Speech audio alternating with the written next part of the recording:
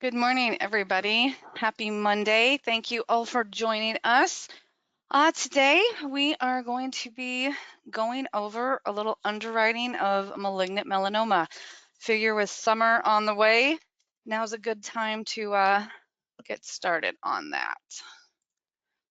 Okay, so we are just going to jump right in and start with what exactly is melanoma. Lord knows it's something we probably have all heard multiple times in our lives. So melanoma, it's a kind of skin cancer that starts with the melanocytes. And the melanocytes are basically cells that make the pigment that gives your skin its color. This pigment is called melanin, and melanoma is a tumor that results from the malignant transformation of these cells that produce that pigment. Melanoma will typically start on skin that's exposed to sun often. We hear that all the time, especially farmers, swimmers, anyone who works in the sun all day. This typically will include the arms, the back, the face, the legs. However, melanomas can happen in areas that aren't as exposed to the sun. That can be the soles of the feet, the palms of the hands, and even under your fingernail beds. Those are definitely a little bit more rare. That's not something we see often, but it can happen. Sorry, I probably should have popped that up on the screen there for you. I apologize. Um, so one of the things to kind of note here is that incidence rates in the world have actually been increasing quite rapidly in recent years. It's actually risen higher and faster than any other cancer. In the United States, the lifetime risk for developing melanoma back in 1900 was like 1 in 1,500 people. Today, it's 1 in 53. This is the greatest increase in incident rates that we've ever seen, and it's typically in older individuals, and it's typically in men, which is interesting. I don't have any scientific studies to back this. I'm kind of guessing here, but I would imagine a huge portion of this increase is going to be due to the fact that we are living longer, specifically men. Men are living longer. And so I think that has a lot to do with those incidence rates growing up. The average lifespan was a lot less back in 1900 than it is today. So that's just one of those little observations. But what's also interesting is that despite this increase in the incidence rates, in the United States specifically, mortality rates have not changed. They have actually stayed very steady, which is good news for all of us because we do like our time in the sun, don't we? All right. So when it comes to survival rates, they're pretty good. It's a pretty good deal here. If you have a localized melanoma, it's just the one tumor in one spot, hasn't spread at all. The 5-year survival rate, if caught early, is over 99%. Now, if it's localized, but we've got just a little bit of regional spread, maybe into some of the lymph nodes, that mortality does change a little bit. Then we see a 75% survival rate. If we have distant metastasis where this spreads to somewhere else in the body, whether it's lung, liver, brain, anywhere that may spread to, then we do see a significant change, and the survival rate at 5 years is only at 35%. But all of this combined, we do still have a very good survival rate overall, and with early detection, that's where you're going to have your best outcome. All right, so what exactly does it mean if this metastasizes? Okay, so if a melanoma spreads beyond the lymph nodes, it can travel through the bloodstream and it can reach other organs. That's where, again, you see a lot of survival rates change. Typically, this will be the lung, the liver, the bones, sometimes the brain, and let's see. It can go elsewhere, but those are the most common. It can grow and spread very quickly. it can potentially become life-threatening in as little as 6 weeks. So when we say that early detection is key, that is absolutely imperative that that be kept in mind. Early detection and removal of that tumor significantly improves those chances of a full recovery.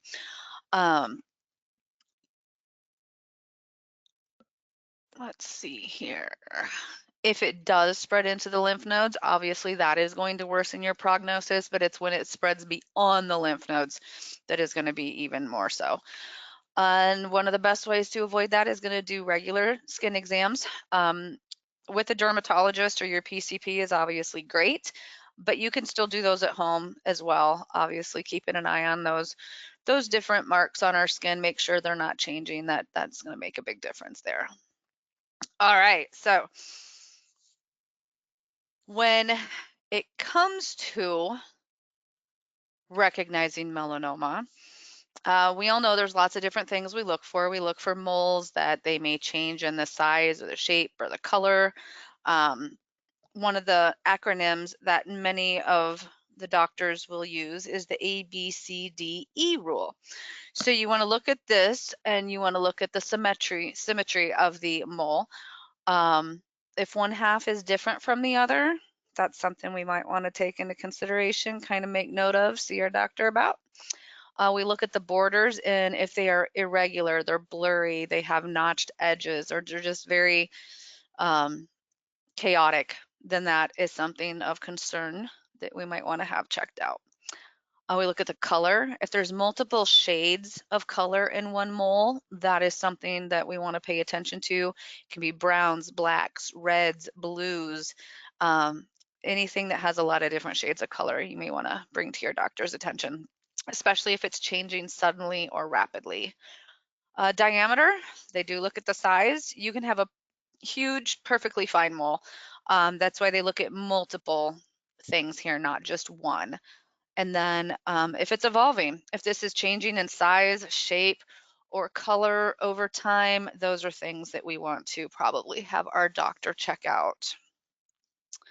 Some of the additional signs, again, moles that bleed, that's definitely not a good idea, or if they itch often, if they ulcerate, if you have satellite moles, maybe all of a sudden you're getting a whole bunch of little new moles that are all around an older existing mole.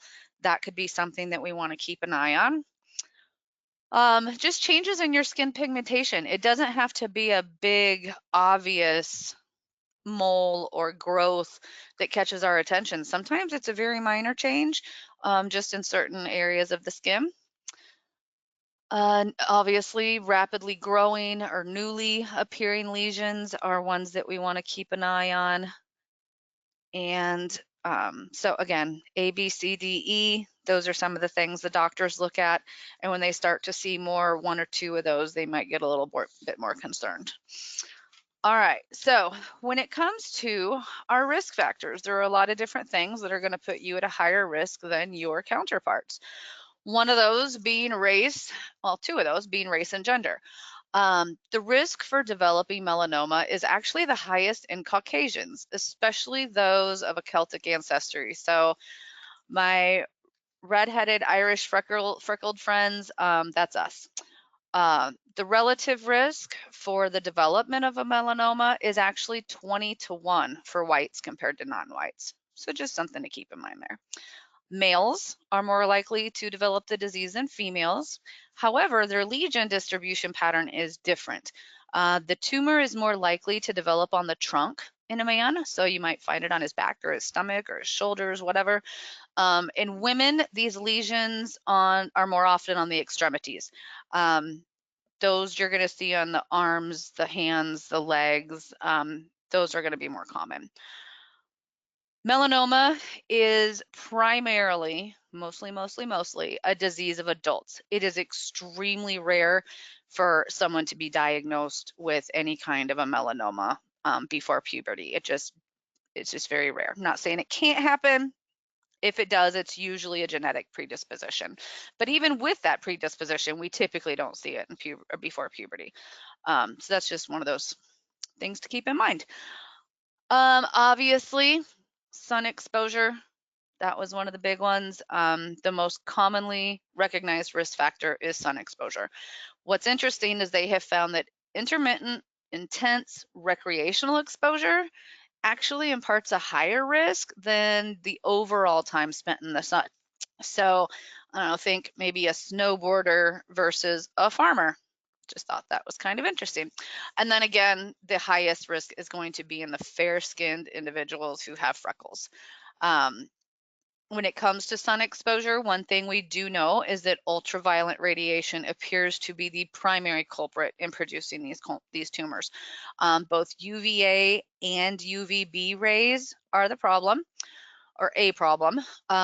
Most sunscreens will effectively block UVB rays. However, there is not adequate cancer protection in typically with UVA rays. So we do need to make sure that any sunscreens you are using does have something that's full spectrum and kind of protects from all of those. All right. Some of the other risk factors we run into, oh, we went through those, sorry, are going to be moles. A benign nevi is a term you may hear often if you're dealing with somebody who has a big dermatology history. A benign nevi is just exactly benign. It's nothing to worry about. It's just a mole. That's basically it. However, the presence of these nevi do increase the risk for developing a melanoma. Um, the probability of developing melanoma increases with the number of moles and the size of the lesions. So for 5 or more of these lesions that are greater than 5 millimeters in size, or if you've got like 50 of them greater than 2 millimeters in size, the relative risk does triple almost.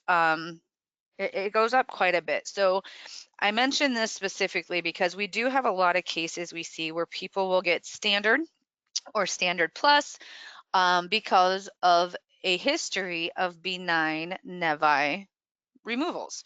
We'll have somebody who's very proactive with their dermatologist. They get some of the suspicious ones removed. It's never been cancer. They've always stayed on top of it. But at the end of the day, underwriting is about risk, and therefore the risk, since it is increased approximately 3 times, a lot of carriers will still knock you out of preferred just for having multiple moles, even if they have been proven to be benign. Some will base it on how many moles there are, some will base it on the removal, some will base it on your continued follow-up care, but just something to keep in mind there. All right, for the dysplastic nevi, which are again just moles, but they're irregular. These are the little bit more suspicious ones. These are found in about 2 to 7 of the Caucasian population, so quite a few. But in 25 to 40% of the population with melanoma. So why I point that out is because many, many people have these dysplastic nevi, but a quarter to half of people with melanoma have dysplastic nevi. So it is definitely a precursor, a good indication that there could be some extra risk involved. The dysplastic nevi are usually characterized by their larger size and some of those irregularities that we talked about in that ABCDE acronym there. You'll see difference in pigmentation, the irregular outlines and stuff like that, the indistinct borders. Something that's interesting though about these dysplastic nevi is that they themselves do not typically develop any kind of malignant changes. They do not become the tumor. However, their presence is a marker for an increased risk of those tumors. So that's another one of those things just to know, because if your client, says, well, it was removed, it was benign, if it was dysplastic versus just a regular nevi, then that is still an increased risk factor. So we're still going to probably see some carriers kicking us out of their preferred area there. As for genetic predispositions, About 10% of people who develop malignant melanoma, they are the ones that are going to have a family history of this disease. There have been a number of mutations that have been identified that will increase the risk of this cancer. Kind of like BRCA1 and BRCA2 will identify breast cancer. Well, we have the CDKN2 and the CDK4 and a couple other genes that are pretty common when it comes to skin cancer. Melanoma, it can also be more common with some other gene mutations that result in hereditary cancers, such as the BRCA1 and BRCA2, but the most common is going to be that CDKN2A. And so if somebody does have a strong, most people aren't going to have this in their medical records. They're not even going to know what this gene is or know if they have it or ever been tested for it. However, if they have a strong family history, those are the ones that may indeed have these testings done, and then underwriters can see that. But that CDK, it does occur in approximately 40% of all the familial melanoma cases. So it is a strong indicator there. Individuals that have that mutation may have even been tested for other reasons, because that one is likely to develop a lot of times when we see pancreatic, lung, head, and neck cancers. So the chances of us finding whether or not somebody's had that testing done are slim, but it can show up and it can surprise us during the underwriting process. If a carrier sees it and comes back with a less than favorable offer, it's, something that the client may have never even considered problematic, and then this is kind of a shock, but just something to note there. Let's see. Something else, I guess, to keep in mind is that the presence of any of those risk factors obviously is not a requirement for developing a tumor. Anybody can get one. And the majority of melanomas actually show up, they just arise anew. They're not something that you typically watch change for years like a mole. Usually a melanoma comes up new. Only, I think they said about 10% of cases are the result of a pre-existing skin lesion that changes. So we do not see that very often. All right, and then we get into how we diagnose melanoma. So definitive diagnosis of melanoma is going to require a skin biopsy, excuse me, and some microscopic examinations. However, clinically suspicious lesions can be identified using that ABCD criteria. We kind of talked about what those all mean already. But basically, the classic melanoma is going to be a large pigmented lesion with asymmetrical shape or an irregular, poorly demarked border and varying color schemes. Most clinicians have learned that they have to be cautious, and they will frequently biopsy lesions that only meet a few of these criteria. They do not have to meet every single one of these criteria in order to look at removal. They will usually either scrape away some of the cells or do a biopsy. Based on just a couple of those being positive, just to err on the side of caution. And occasionally, doesn't happen often, but occasionally melanoma lesions can actually lack pigment, which makes it a little bit more difficult to identify. Obviously, that's not something we see very often either. So when it comes to these tumors, there are different subtypes. We have first the superficial spreading tumor.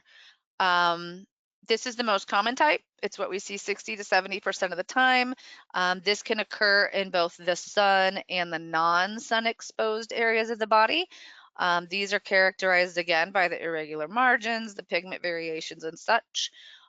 In these lesions, growth is initially in a radial manner, and it starts to spread, but like along the skin surface, but eventually it enters a vertical phase, and that's when it starts to spread deeper into the dermal layers and under your skin.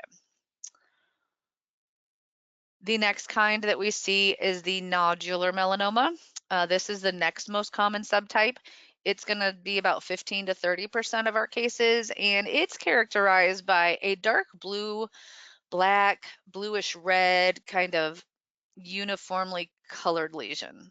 It has a more rapid onset than the superficial spreading melanoma, and it goes more rapidly into the dangerous vertical growth phase. So these are more commonly found in men, and they're more commonly found on the trunk of the body, but they do have a poorer prognosis because they do develop rapidly and they do grow vertically quicker. The next one we see is going to be the lentigo maligna. These are slow growing. These typically will be found in older individuals. It is most common on the sun exposed skin. These are especially common on the face, and they will actually more frequently arise from a pre-existing benign lesion, like a Hutchinson's freckle. I know I said before that's not typically how they show up, but this is the one situation or the one subtype that does. These are generally very thin. They tend to be very indolent. They just slow growing, much slower, progressive in character. You know, they're just not as fast acting and dangerous. And then last but not least, we have the acral lentiginous melanomas, and these are rare. These are the ones, they're the most uncommon subtype.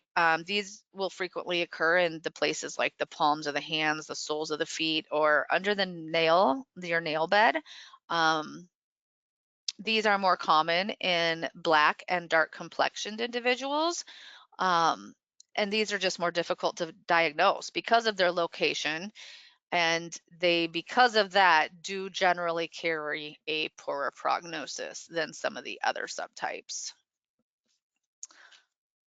All right, so when we look at the most important prognostic factors in mortality, what we have found is the depth of the invasion, which they usually measure in millimeters, by the way, is also called the Breslow level.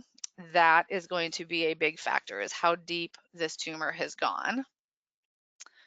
Metastasis and mortality risk definitely increase steadily as the tumor thickness increases. The thicker the lesion, the higher the risk. And there's no real critical level below which the risk is going to be zero. What's interesting though is that if an individual does have one of these tumors, their immune system can actually attack that tumor and lead to some regression of the original site. In that case, the measured depth on the pathology port may actually be less than what the true prognostic depth is, if that makes sense.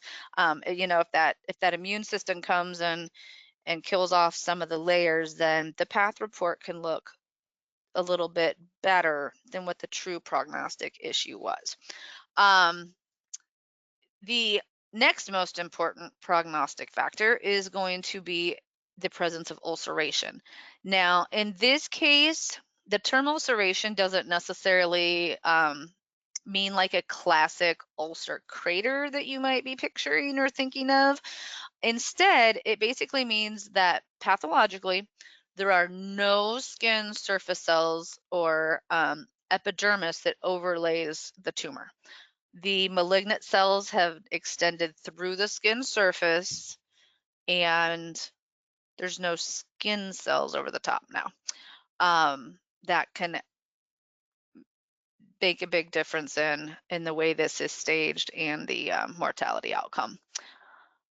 The other really important factor when it comes to mortality is going to be the presence of mitosis, or cells that divide on microscopic examination.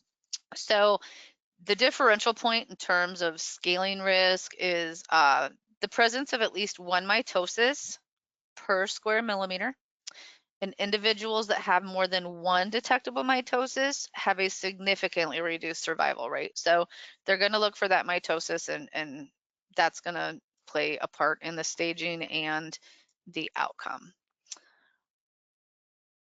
Some of the other prognostic factors that we've identified over the years are going to be your age of onset. Obviously, younger individuals have a higher relative mortality risk. The lesion location, lesions on the trunk, head, and neck have a higher relative mortality risk. The presence of any kind of lymph node metastasis, if this has gone into the lymph nodes, that's obviously going to increase the risk. And if it's gone even further outside of the lymph nodes and moved to other parts of the body, that is going to make a difference as well.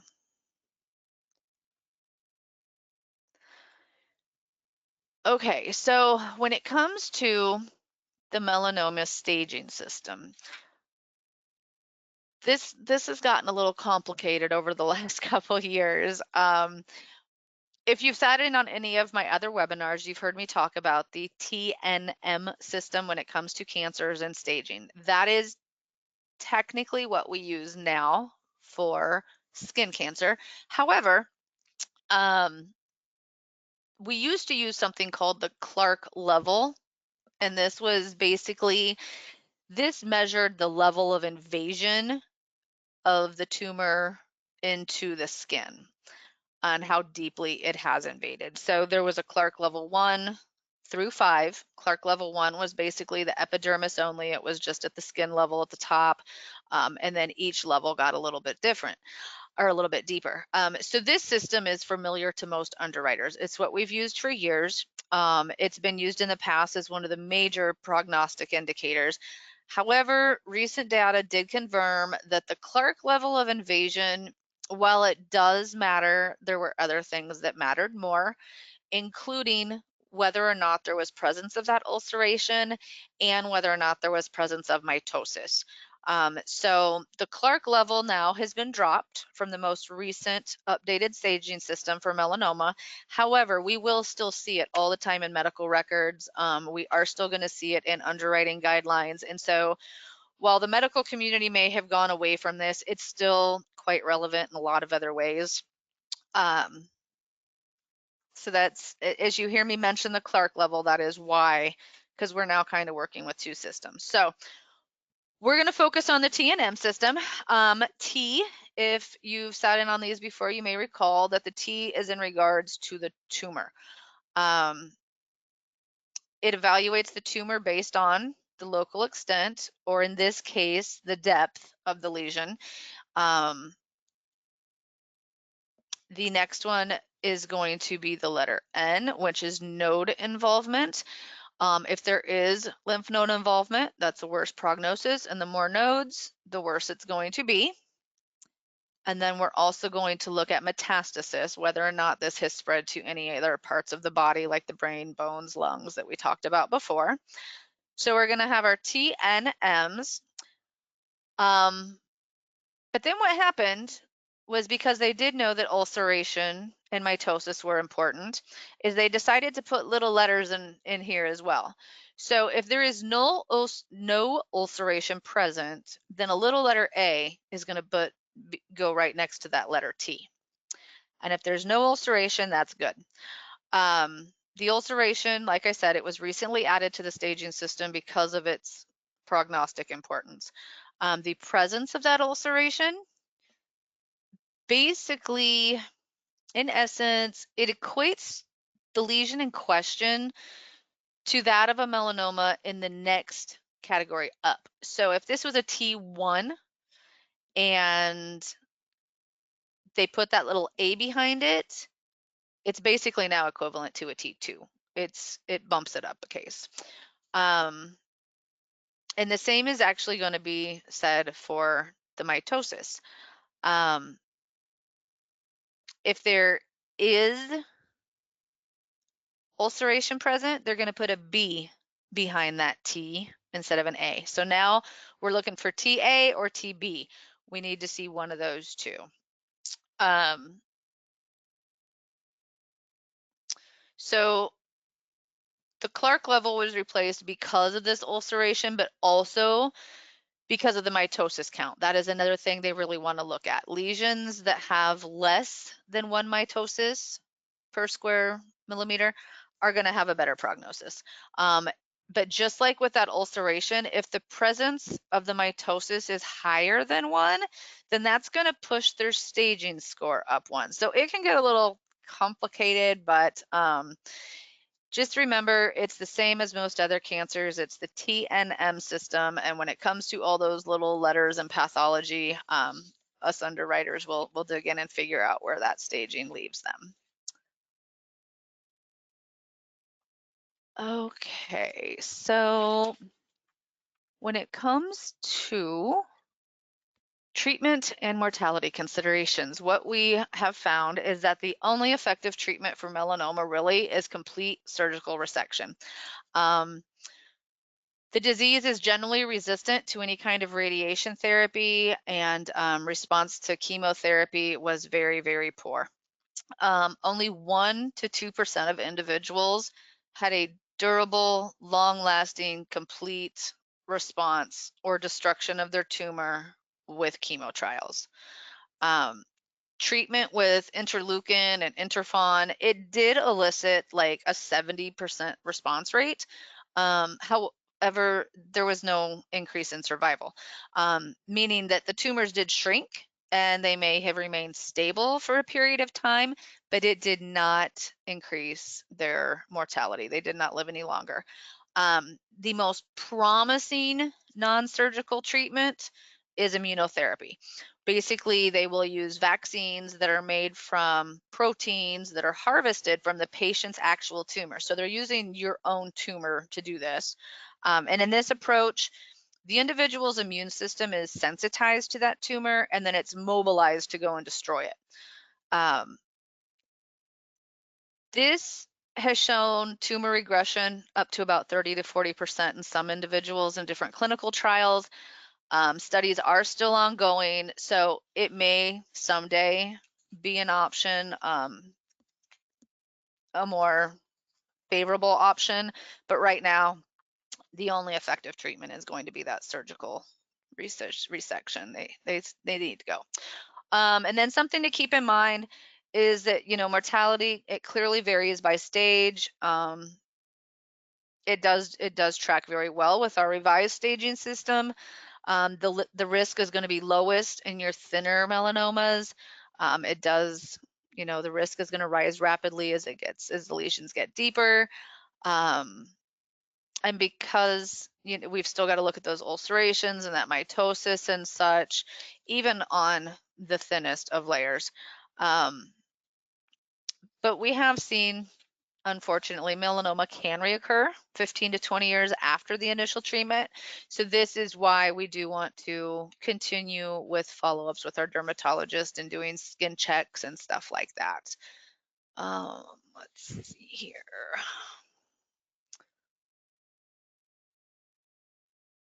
So underwriting, what does that mean for underwriting? So we're definitely going to want to see paramed and labs with a full history and all the treatment details.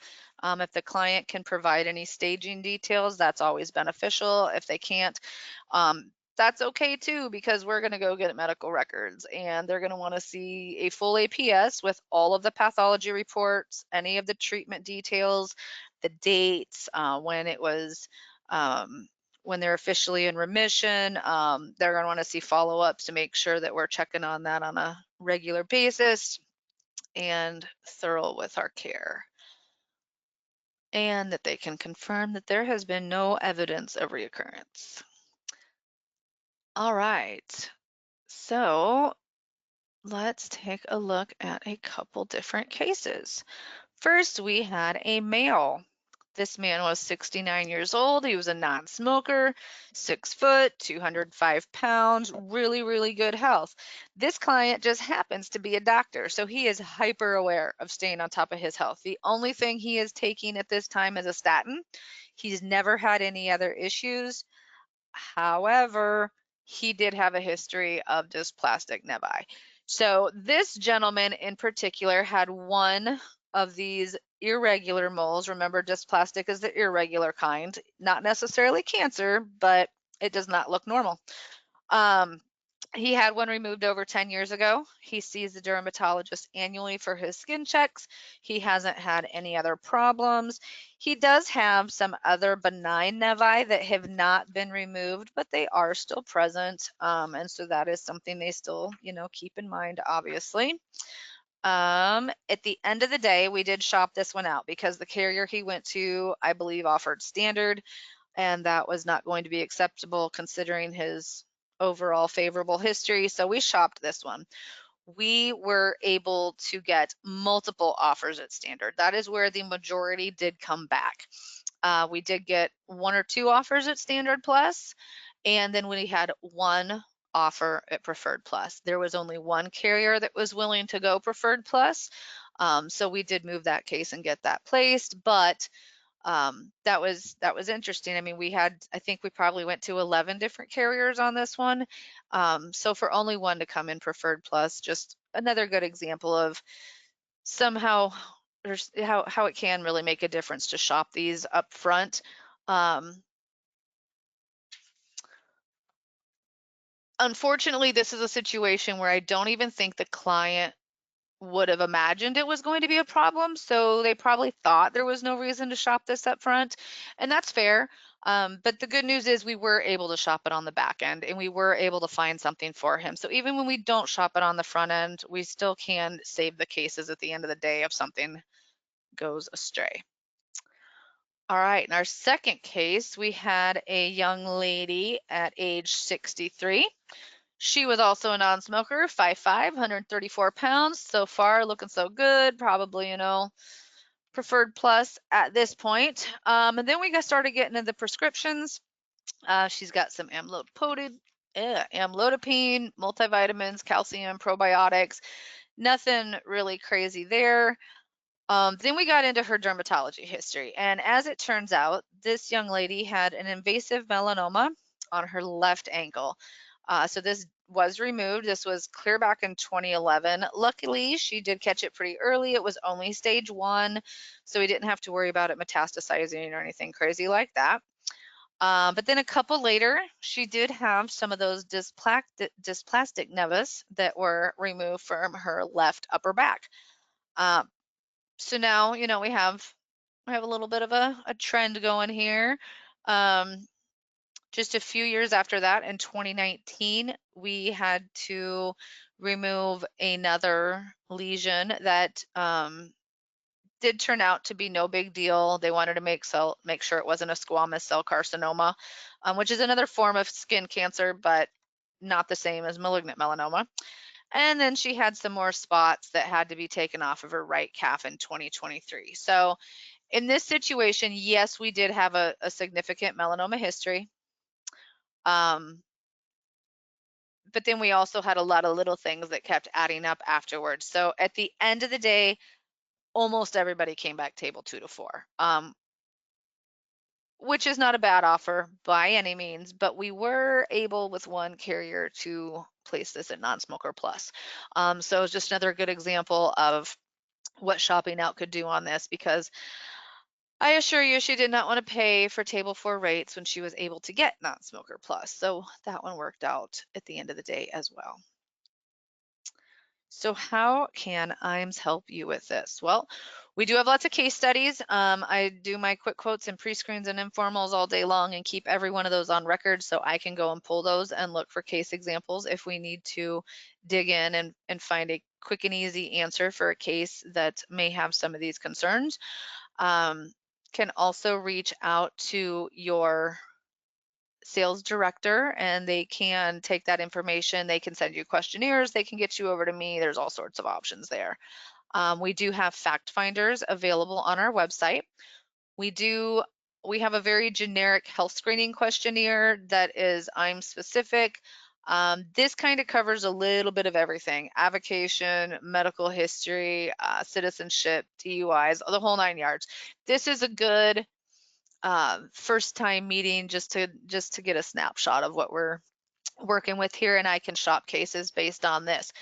However, if we do know this potential client has something more specific like malignant melanoma, we have very ailment specific questionnaires that we can send you as well. I have one for most types of cancers, heart diseases, all those fun things. So if you need something that's more health specific, lupus, MS, whatever it may be, there's probably a questionnaire for that, and those could also be found on our website, or you can contact your sales director or myself, and we can get those over to you.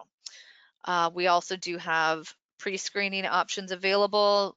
You can either send those to Andrea at IAMSinc.com, or you can send them to prescreen at IAMSinc.com, and I can look through those. If you have lab results, medical records, just one of these health screening questionnaires, or you just typed up your own email that you've got a guy and what should you do with him, those can go to either one of those email addresses. And again, working with your sales director and myself and your case management team, incorporating those questionnaires, pre-screening those. We do shop those on the back end if we run into problems. So there's lots of ways that these can be addressed. And with that, don't forget to follow and like us on Facebook and LinkedIn. And I sure appreciate you for being here today and hope to hear from you soon. Thank you so much. Have a great day.